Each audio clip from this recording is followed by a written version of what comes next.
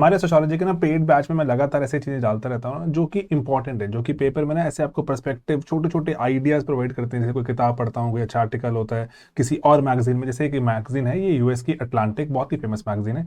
तो इसमें ना जो आर्टिकल आया कि अगर हम घर तोड़कर नए घर बनाते हैं तो उससे बच्चों का क्या फायदा होता है। जैसे ऐसे माना जाता है यूजुअली कि जहां पर ना अगर अमीर लोग आ जाते हैं, गरीब चले जाते हैं, इसको हम जेंट्रिफिकेशन कहते हैं। हमने ये टॉपिक पढ़ा हुआ है जेंट्रिफिकेशन, हमने अपने नोट्स में, वीडियोस में डाला हुआ है। जेंट्रिफिकेशन एक कंटेम्प्रेरी टॉपिक है, यूपीएससी ने पूछा नहीं है, लेकिन मुझे लगता है पूछ सकता है। ऐसे कुछ सवाल हैं जो रिसेंट टाइम्स में पूछे गए हैं, पार्ट ऑफ सिलेबस नहीं होते, लेकिन वो कुछ कंटेम्प्रेरी आजकल चल रहे हैं इश्यूज, ऐसे इश्यूज हैं।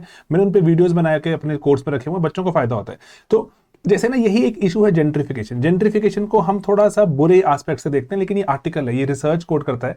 वो कहता है पर्टिकुलरली किस तरह से जेंट्रिफिकेशन से बच्चों का फायदा हो सकता है। तो मैंने इसको ना रिसेंटली रिकॉर्ड किया, आर्टिकल भी रिसेंट है, ये रिकॉर्ड करके फिर मैंने इसको अपने कोर्स में डाल दिया।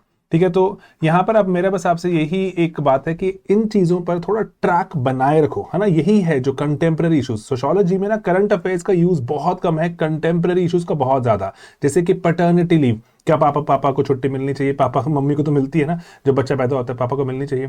अभी मेंस्ट्रुअल लीव, ये हमारे ना नोट्स में है, हमारे वीडियोस जो हमारे कोर्स है उसमें बहुत टाइम से। इसीलिए मैं आप सबको इनवाइट करता हूं अपने कोर्स का पार्ट बनाने के लिए, कि हमारे कोर्स का पार्ट बने। और ना जैसे सिर्फ उसी पे फोकस करो जो रेलिवेंट चीजें दुनिया भर में कहीं ना कहीं घट रही हैं, जो हमारे लिए जाननी जरूरी है।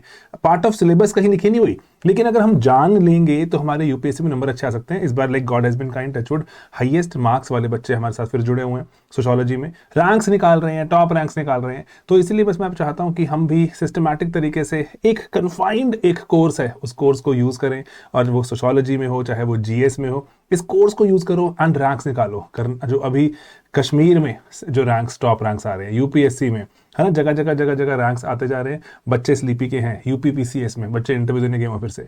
तो इसीलिए रैंक्स निकलते जाएंगे, क्योंकि मेहनत करते हैं। जगह जगह कहीं पे कोई बढ़िया आर्टिकल दिखता है, उसको कंपाइल करके बिल्कुल शॉर्टन करके वीडियोस बना दो एंड उस पर जो नोट्स लगा के रख दो, बच्चों को फायदा होता है। जैसे ये जेंट्रिफिकेशन का फायदे वाला एक वीडियो था, एक जो नोट था, इसको आप पक्का ही, अगर ये जैसे आर्टिकल है वाला, अदरवाइज अगर बैच का पार्ट है तो उसको जरूर देखिएगा। आने वाले सालों में आपको इसका पक्का इस पे क्वेश्चन दिखेगा, फायदा होगा।